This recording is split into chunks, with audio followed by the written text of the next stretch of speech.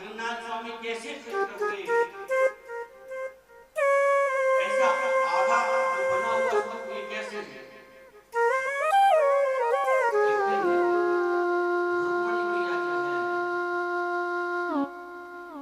भगवान श्री कृष्ण के साथ में शयन कर रहे थे और रात्रि काल में भगवान श्री कृष्ण के मुखारविंद से एक ही नाम क्या था? श्री राधा श्री राधा श्री राधा। जब ये श्री राधा नाम निकल रहा था तो नींद में थे, भगवान को जगाया तो नहीं रानी, लेकिन ये राधा कौन है? ये सुनती नहीं, ये राधा कौन है? कौन बताए कि ये राधा कौन है? और हम 16,108 पटरानियां इतनी प्रिय नहीं है जितनी ये राधा है। ये है कौन राधा? ये मन में बड़ी लालसा हुई कि ये राधा के विषय में मुझे जानना है। जब रोहिणी इत्यादि रानियों ने मिलकर के पूछना चाहा इससे कि मैं कहीं ना कहीं इनका पता लगाना कि राधा कौन है, भगवान से तो पूछ नहीं सकते। तो सभी लोग आए, कि सभी रानियां आ गई 16,000 और मैया रोहिणी के पास आती हैं, कहती है मैया एक बात पूछूं? क्या? मैं ये पूछना चाहती हैं हम सब मिलकर के कि ये राधा कौन है जो इतना हमारे द्वारका नाथ के मुखारविंद से हमने रात में सुना राधा राधा, उनको अभी भी स्मरण कर रहे हैं। वो इतना चाहते हैं, क्या वो इतनी सुंदर हैं कि हम 16,108 के सामने नहीं लगे? क्या इतनी सुंदर है? मैया ये बता दो ये है कौन राधा? तो मैया कहने लगी सुनो, ये राधा के विषय में तो स्वयं श्री कृष्ण ही नहीं बता सकते कि किशोरी जी राधा रानी की कौन सी बड़ी शक्ति है, द्वारकाधीश नहीं बता सकते इसके विषय में, तो मैं क्या बताऊंगी? नहीं नहीं भैया आपको इन राधा के विषय में हमको बताना है कौन है। मैया ने कहा भैया ये बड़े एकांत की बात है, इसमें शोर शराबा नहीं होना चाहिए। सारी रानियों ने कहा भैया चिंता मत करो, हम आपको अंतःपुर में ले जाएंगे, हम कोई नहीं होगा, सिर्फ हम होंगे और आप होंगे। अरे द्वारकाधीश आ जाएंगे, बलभद्र जी आ जाएंगे, उनकी चिंता मत करो, उनकी व्यवस्था हम कर देंगे।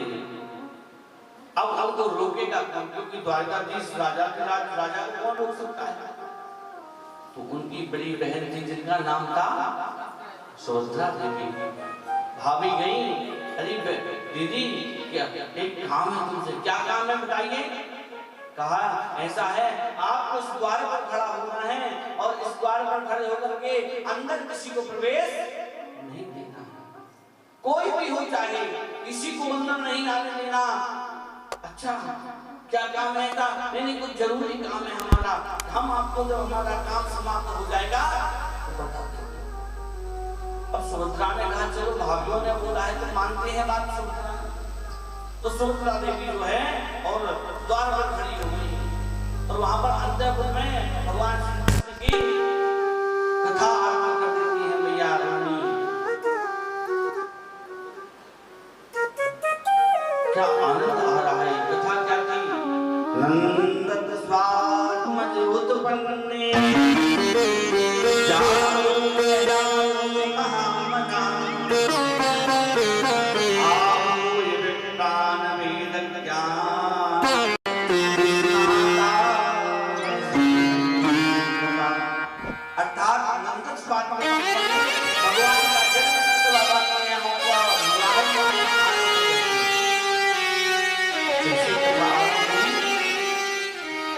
भगवान अपनी सभा में बैठे थे बलभद्र जी के साथ में, कहने लगे भैया ऐसा लग रहा है कि हमारी कहीं चर्चा हो रही है। हम कहते हैं जब हमारा कोई पैर काटने लगे ये तो पता कौन याद कर रहा है। आज बलभद्र जी से कहा द्वारकानाथ ने कि हे भैया ऐसा लग रहा है कि हमारी कोई चर्चा कर रहा है। तो भगवान के जन्म की कथा हुई, भगवान कैसे पले बड़े, भगवान ने आकर के यहाँ पर क्या क्या लीला की, गोवर्धन लीला, हिरण्यकश्यप का उद्धार, गोचर लीला का बताया मैया ने, और बताते बताते महाराज लीला पर आ गए। किसको सुना रही है कथा मैया? 16,108। जब महाराज की लीला पर आई, महाराज को तो आनंद ही आनंद भैया। यहाँ पर ईश्वर के साथ में जीव का मिलन है, उन गोपियों का मिलन है, उन संत मुनि महात्माओं का मिलन है इस महाराज की लीला में। शरदो मल्लिका भगवान ने महाराज और महाराज की लीला जैसे आरंभ हुई, भगवान श्री द्वारकानाथ से और बलभद्र से रहा नहीं गया, अपनी सभा को छोड़ करके चले जाते हैं। और जो ध्वनि जो एक लहर की चली कथा की, उसके माध्यम से उसको खोजते खोजते खोजते निज महल में परमात्मा पहुंच जाते हैं। जब द्वारकाधीश निज महल में पहुंचे, बलभद्र से कहा भैया ये तो हमारी कैसी ये चर्चा की, हमको लहर खींच रही है, ध्वनि खींच रही है, यहीं पर हमारी चर्चा हो रही है। और जैसे एक बार पहुंचे बहन सुभद्रा खड़ी है। अरे बहन तुम यहाँ पर क्यों खड़ी हो? भैया आप क्यों आ गए? नहीं नहीं बहन ये बताओ, कहीं हमारी चर्चा हो रही है, सभी रानियां कहाँ गई, मैया कहाँ गई? सुभद्रा ने कहा वो तो सब अंतःपुर में कोई पर्सनल बात कर रहे हैं, प्राइवेट में कोई चर्चा चल रही है। अच्छा चलो हम भी देखते हैं क्या चर्चा कर रहे हैं। और जाने के लिए जैसे ही अपना पैर बढ़ाया है, सुभद्रा ने कहा रोको रोको रोको, कहाँ जा रही हो? कहा अपने महल में जा रहा हूँ। नाना भैया आप महल में नहीं जा सकते, मुझे रखवारी पर खड़ा किया है द्वारपाल बना करके, आप अंदर नहीं जा सकते, भाभी का आदेश है। भगवान ने कहा क्यों? भगवान इतने विह्वल हो रहे हैं, इतने ललाहित हो रहे हैं, क्योंकि सज्जनों जहां पर भगवान के चरित्र सुनाए जाते हैं, भगवान वहां पर उपस्थित हो जाते हैं। भगवान से जहां पर महाराज की कथा हो वहां पर भगवान ना आए, ऐसा कभी हो नहीं सकता। इस महाराज की कथा तो भगवान ने क्या कहा, बहन अंदर नहीं जाने दोगी कि नहीं? अंदर नहीं जाने दोगी तो दीवालों में कान लगाए, कहते ना दीवालों के भी कान होते हैं, तो दीवार में कान लगाया और कान लगा करके सुनने लगे। और जैसे सुनने लगे भैया, तो जब महाराज की कथा हुई, गोपियों के साथ महाराज हुआ, तब तक तो आनंद रहा। और जैसे परमात्मा का उन गोपियों से विरह आया, भगवान छोड़ करके गए, भगवान के नेत्रों से अश्रुपात होने लगा। और जब परमात्मा के नेत्रों से अश्रुपात होने लगा तो बलभद्र जी, द्वारकाधीश श्री जगन्नाथ प्रभु जी एवं सुभद्रा मैया के जो शरीर थे, उनका पानी जैसा शरीर था, प्रेम में पिघलित देह वह पिघलने लगे। और पिघलते पिघलते वहीं पर नारद जी आ गए। नारद जी जैसे आ गए, हे प्रभु आप धन्य हैं, आपकी कथा अनंत है, आज मुझको आपकी कथा इधर तक खींच लाई। तो भगवान ने कहा हे उन ब्रजवासियों के प्रेम को जब सुना भगवान ने कि ब्रजवासियों मुझसे कितना प्रेम करते हैं, ये मैया उन रानियों को सुना रही हैं, तो नारद जी जब उपस्थित हुए, भगवान बड़े प्रसन्न हो गए। नारद जी आज मैं उन ब्रजवासियों के प्रेम को देख करके, उस अद्भुत लीला को सुन करके बड़ा प्रसन्न हूँ, आज मांग लो जो कुछ मांगना है। प्रभु ये आपका शरीर कैसे हो रहा है? नारद जी ने कहा नहीं नारद जी, मेरा प्रेम शरीर पिघल रहा है, विगलित हो रहा है। नारद जी मांग लो क्या? कहा प्रभु आप इस धरा पर कुछ नए रूप में आकर के और अवतार लीजिए। भगवान ने कहा चिंता मत करो, आज जो मांगोगे मैं देने के लिए आपको तैयार हूँ, मैं आऊंगा। क्योंकि मेरा एक भक्त और है जो मेरी बहुत समय से प्रतीक्षा कर रहा है, मेरे लिए बहुत तपस्या कर रहा है। उस भक्त का नाम क्या है? का इंद्रद्युम्न और माता गुंडीचा। ये राजा की पत्नी है गुंडीचा। ये उनको भी मैंने वर देना है, इसलिए उनकी कामना की पूर्ति करने के लिए मैं पुरुषोत्तमपुरी में, उत्कल क्षेत्र में, जगन्नाथपुरी में और जन्म लूंगा, अवतार लूंगा। किसके रूप में? का दारू ब्रह्म के रूप में। भगवान का जो स्वरूप है ये दारू ब्रह्म के लगने का स्वरूप है। तो मैं अवतार लूंगा। कहा ठीक है। भगवान ने आशीर्वाद लेकर के और उस लीला को वहीं पर संवरण किया। अब महाराज इंद्रद्युम्न को जो है बहुत काल बीत गया। राजा इंद्रद्युम्न को भगवान की भक्ति करते करते संतान कोई थी नहीं। बहुत समय जब बीता तो राजा इंद्रद्युम्न जो है आकाशवाणी सुनते हैं कि हे राजा इंद्रद्युम्न, आप चिंता मत करो, मैं अभी तो आपको दर्शन नहीं दे पा रहा हूँ, लेकिन मेरा जन्म हो चुका है। किसके रूप में? नील माधव के रूप में मेरा जन्म हो चुका है। बोले जगन्नाथ महाप्रभु जय। नील माधव के रूप में परमात्मा ने जन्म ले लिया है। अब नीलमा माधव के रूप में भगवान ने जन्म लिया है। एक इस जगह पर लिया, कहां पर लिया? जैसे नील माधव का पता चला तो नील माधव का पता लगाने के लिए, जगन्नाथ प्रभु का पता लगाने के लिए और श्री इंद्रद्युम्न राजा जो हैं अपने दूतों को भेजते हैं। और जब दूतों को भेजते हैं यहाँ वहां कोई पता नहीं लगा पाता, तो अपने जो कुल पुरोहित हैं जिनका नाम है विद्यापति, उनके लिए भेजा जाता है।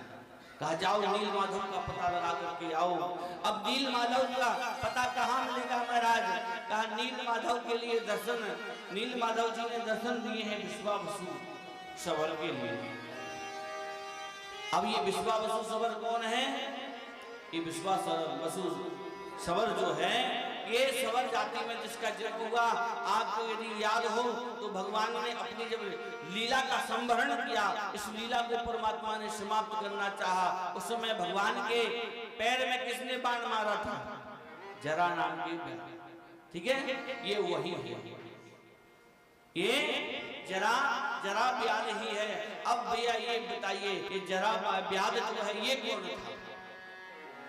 ये जरा व्याध जो है ये भी पूर्व जन्म का कोई भक्त था भगवान का, जिसका नाम था अंगद। क्या नाम था? जिसका नाम अंगद था। ये जरा नाम का जो प्यादा अंगद था। एक बार की बात यहाँ पर आई कि भगवान ने जब अपने भक्तों से कहा कि जिसको जो कुछ वस्तु मांगनी है, जिसको जो कुछ चाहिए तो विराजमान हो जाइए, जिसको जो कुछ चाहिए वो आपको मिलेगा। तो अंगद ने कहा कि हे प्रभु, मैं तो एक ही वस्तु चाहता हूँ। क्या? मेरे पिता का जो हत्यारा है मैं उससे बदला चाहता हूँ, बदला चाहता हूँ। भगवान ने कहा वो तो मैं ही हूँ तुम्हारे पिता का हत्यारा। तुम्हारे पिता को, बाली को तो मैंने ही मारा था, इसलिए मैं तुम्हारे पिता का हत्यारा हूँ। अरे प्रभु, ये तो मुझसे कुछ गलती हो गई, इसको भूल समझ करके माफ कर देना, कुछ और वरदान दे दीजिए। नहीं, तुमने जो मांगा है वह तुमको प्राप्त हो जाएगा। तुमको बदला लेना है ना, तो जाओ, तुम्हारा व्याध कुल में जन्म हो जाएगा, तुम्हारा नाम जरा रहेगा। और मैं जब कृष्ण जन्म में अपनी लीला का संवरण करूंगा, समाप्त करूंगा, उस समय तुम मेरे पैरों में क्या मारोगे? बाण मारोगे, जिससे मेरी सुधाम कामना हो जाएगा। वही जरा नाम के व्याध दूसरे जन्म में विश्वावसु हुए और उन विश्वावसु के लिए भगवान ने नील माधव के रूप में दर्शन दिया। और जब नील माधव के रूप में भगवान ने दर्शन दिए, महाराज इंद्रद्युम्न को पता चला कि जन्म ले लिया है, अवतार हो गया है भगवान का। भेजा, कोई मिला नहीं, तो विद्यापति को भेजा। और जब विद्यापति को भेजा विद्यापति खोजते खोजते जब जंगल में पहुंचे, पर्वत पर पहुंचे, तो दर्शन कैसे हो? तो विश्वावसु की जो कन्या थी उसके साथ में नील विद्यापति ने विवाह कर लिया। कैसे? तो अब ये विश्वावसु का नियम था कि प्रातः काल में और संध्या के समय में दोनों टाइम में नील माधव जी का दर्शन करने के लिए जाते थे। जब दर्शन करने के लिए जाते थे, एक दिन विद्यापति ने पूछा, ये बताओ तुम्हारे पिताजी कहाँ जाते हैं? तो कन्या ने बता दिया कि हमारे पिताजी नील माधव जी का दर्शन करने के लिए जाते हैं। विद्यापति ने सोचा चलो मेरी रास्ता जो है, मेरा जो कठिन राह था वो अब सरल हो गया। उस कन्या से बोला, कहा एक काम करो, आपके पिताजी से कहो ना कि एक बार नील माधव जी का मुझे साक्षात्कार दर्शन करा दे। जब उस कन्या ने बोला अपने पिता से, तो कहने लगे विश्वावसु जी सुनो, ऐसे हर किसी को दर्शन नहीं कराया जाता, लेकिन कन्या का हट हो गया। कहा पिताजी एक बार तो आपको और विद्यापति को भगवान नील माधव का दर्शन कराना होगा। और नील माधव का दर्शन कराने के लिए विद्यापति को ले जाते हैं, तो ध्यान देना उसके आंखों में पट्टी बांध दी। क्या बांधी? पट्टी बांधी। क्यों? क्योंकि ये रास्ता ना देखे। यदि इसने रास्ता देख लिया तो ये चाहे तो कर सकता है। लेकिन विद्यापति भी बड़ा चतुर था, उसने धान ली। धान क्या ली? धान। और धान को थोड़े थोड़े छोड़ते गया रास्ते में और पहुंच गया नील माधव। जब धान को छोड़ गया, विद्यापति ने दर्शन किए नील माधव के, तो उसको तो आनंद आ गया। हे प्रभु, आज आपका मुझे साक्षात्कार दर्शन हो गया। लौटा। कभी कभी अकेले जाने लगा विद्यापति दर्शन करने के लिए भगवान नील माधव के। एक दिन अब याद आया कि राजा इंद्रद्युम्न ने मुझे यहाँ पर भेजा था, इसलिए अब क्या किया जाए? अब उनको पता बताया जाए कि नील माधव ने कहां पर अवतार धारण किया है। वो राजा आएंगे और सेना के साथ मिलने जाएंगे। जैसे ही नील माधव का दर्शन करके विद्यापति महाराज इंद्रद्युम्न के पास आए हैं, इंद्रद्युम्न ने तो अपनी सेना को तैयार कर लिया, नील माधव को लेकर के आऊंगा चल। इतने में विश्वावसु के सवर जाति को पता चला कि भगवान को लेने के लिए आए हैं, तो इंद्रादि देवता जो हैं भगवान को वहां से ले जाते। फिर भी नहीं मिल पाते इंद्रद्युम्न के लिए। इंद्रद्युम्न वहां पहुंचते हैं, वहां कुछ नहीं मिलता, भगवान भी वहां पर नहीं प्राप्त होते। तो सज्जनों, उसी समय आकाशवाणी होती है कि हे महाराज इंद्रद्युम्न, तुम चिंता मत करो। क्या मत करो? तुम चिंता मत करो, मैं तुम्हारे लिए नील माधव के रूप में दर्शन जन्म ले लिया है, लेकिन मैं उसके रूप में जन्म नहीं लेने के बाद तुमको दर्शन नहीं दूंगा। अब मैं तुमको दारू ब्रह्म के रूप में जन्म दर्शन दूंगा। कहा समुद्र के किनारे 3 दारू ब्रह्म मिलेंगे।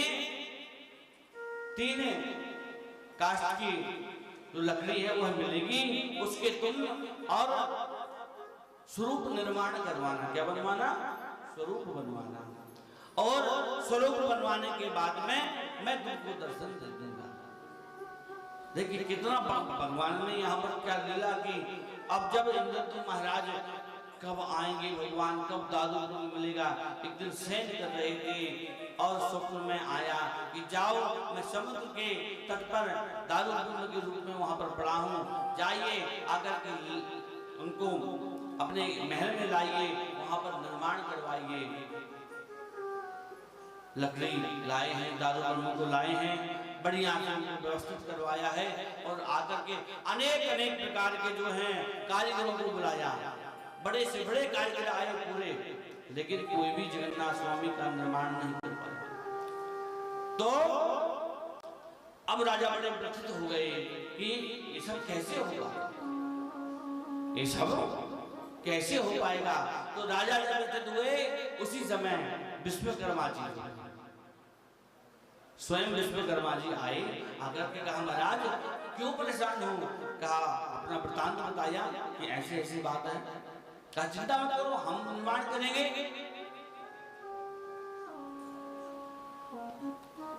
लेकिन हमारी कुछ शर्तें होंगी। का इस मूर्ति का निर्माण 21 दिन में होगा। कितने दिन में होगा? 21 दिन में होगा। और इस मूर्ति का निर्माण 21 दिन में होगा। उस 21 दिन के भीतर ना तो कोई, जहां पर मूर्ति निर्माण चल रहा है, ना तो कोई आएगा और ना ही कोई जाएगा। एकदम पैक बंद जगह होना चाहिए। राजा ने कहा राजमहल पड़ा है, कोई दिक्कत की बात नहीं है। और अंदर प्रवेश कर जाते हैं। 2-4 दिन तो लकड़ी की आवाज आई, बनाने की आवाज आई। 2-4 दिन के बाद में आवाज बंद हो गई। लगा रानी के लिए कि क्या पता भैया ये बना रहे हैं कि जिंदा है कि मर गए, क्योंकि कुछ खाया ही नहीं इतने दिनों से। लेकिन वहां कहा था कि 21 दिन के अंदर प्रवेश मत करना, नहीं तो फिर ये स्वरूप निर्माण नहीं हो पाएगा। इस डर से राजा ने क्या सोचा कि मैं जाऊं अथवा ना जाऊं, लेकिन रानी ने कहा नहीं, देखना चाहिए हमको। और जब देखने के लिए गए, आवाज लगाई तो कोई था, आवाज सुनाई नहीं थी, किसी ने वहां से जवाब नहीं दिया। तो राजा ने उन द्वारों को तोड़ दिया और जैसे ही अंदर प्रवेश किया तो भगवान श्री जगन्नाथ स्वामी की जो यह मूर्ति है, यह स्वरूप है, यह विगलित स्वरूप प्राप्त हुआ। बोले जगन्नाथ महाप्रभु की जय। जयकार अच्छे से लगाइए, जगन्नाथ महाप्रभु जय हो। तो एक विगलित स्वरूप वहां पर प्राप्त हुआ। ना तो वहां पर कारीगर प्राप्त हुआ, ना कुछ कोई नहीं मिला। महाराज इधर तुम अपना माथा पड़ करके रह गए कि मैं थोड़ा और ना आता तो इस स्वरूप पूर्ण निर्माण हो जाता। ये आधा बना स्वरूप है। बड़े दुखी हुए। उसी समय आकाशवाणी हुई कि राधा तुम चिंता मत करो, ये तुम्हारे सामने जो स्वरूप है यही मेरा स्वरूप है, यही पूर्ण ब्रह्म स्वरूप है। ये मत सोचना कि ये आधा बना स्वरूप। क्यों? क्योंकि ये मेरा उन गोपियों की, उन ब्रज की गोपियों के प्रेम में और जो विगलित हुआ है वह स्वरूप ही है मेरा जगन्नाथ का स्वरूप है। भगवान ने कहा ठीक है, 12 वर्ष में भगवान जी का कलेवर बदला जाता है। ये भी तो अब इनको बढ़िया स्थापित करना है। इस प्रकार से जो समुद्र महाराज ने मंदिर को कई बार तोड़ा, लेकिन राजा इंद्रद्युम्न का सब कुछ राज जो खजाना था वह भी समाप्त हो गया। अन्य राजाओं ने उनका सहयोग किया। जब अन्य राजाओं ने सहयोग किया तब भी वह धन पूर्ण नहीं हो पाया। जब परमात्मा ने पुनः स्वप्न में दर्शन दिए कि राजा इंद्रद्युम्न पुनः तुम मेरे मंदिर का निर्माण करो, अब आपको समुद्र महाराज नहीं तोड़ेगा। इस समुद्र ने क्यों प्रयास किया, ये भी कारण है। क्यों इतनी बार भगवान जगन्नाथ जी के मंदिर को तोड़ा? तो कहा रामेश्वर के समय समुद्र महाराज को सुखाने की बात हुई थी, कि एक बार में ही समुद्र सूख जाएगा। कहा तुम मुझको सुखाने के लिए तैयार थे, तुमने मेरे ऊपर से ब्रिज बनाया, पुल बनाया और राम सेतु बना करके सेना को पार उतारा। अब मैं देखूं तुम अपना मंदिर बना के देखो। तुम मेरे बीच में समुद्र को बीचों बीच आप रह के बताओ। इसलिए समुद्र महाराज ने अपनी वह गुस्सा यहाँ पर निकाली। बार बार तोड़ा गया। फिर जब इस बार जब मंदिर का निर्माण होगा तो यहाँ पर बढ़िया से मंदिर बन गया। और यहाँ पर महाराज इंद्रद्युम्न ने ब्रह्मा जी, नारद जी, ये कोई पंडित पुजारी के द्वारा स्थापित मूर्ति नहीं है। तो जगन्नाथ जी की यहाँ पर जो मूर्ति मंदिर में है, ये ब्रह्मा जी, नारद जी इनने आकर के इसको स्थापित किया है मूर्ति को, कोई ब्राह्मण ने स्थापित नहीं किया। तो ऐसी महान मूर्ति एक कलयुग में, ये आज की मूर्ति नहीं है, ये आज का स्थान नहीं है, ये हमारे कई हजार वर्ष पुराना स्थान है। तो इस प्रकार से ये जगन्नाथ जी का जो प्रेम स्वरूप है, ये भगवान का जो अवतार है, भगवान 5 प्रकार से अवतार लेते हैं। कितने प्रकार से आपको पता है? कौन कौन से अवतार है, कौन कौन से प्रकार हैं? कहा भगवान का एक परा अवतार होता है। कौन सा अवतार? एक वैभव अवतार होता है, विभव अवतार जिसको बोलते हैं। एक व्यूह अवतार होता है। कौन सा? एक अंतर्यामी अवतार होता है और दूसरा अर्चा अवतार होता है। तो अर्चा अवतार कौन सा है महाराज?